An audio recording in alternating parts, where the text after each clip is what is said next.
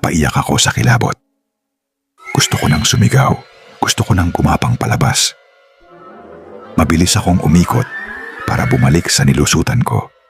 Ngunit pagharap ko sa maliit na labasan, ang liwanag ng flashlight ko ay tumama sa isang mukha. Ang ina ni Dan nakadungaw sa siwang at nakatitig sa akin mula sa labasan. Hawak pa rin niya ang duguang kutsilyo na ginamit niya sa paghiwa ng prutas. Ang kanyang ngiti ay abot hanggang tainga, ngunit ang kanyang mga mata ay nanlilisik sa galit at kabaliwan. Matagal ka nang hinihintay ni Dan. Bulong ng kanyang ina. Ang boses niya ay parang galing sa hukay. Bago ko pa magawang makasigaw, dahan-dahan niyang itinulak ang mabigat na kahoy na upuan para harangan ang tanging labasan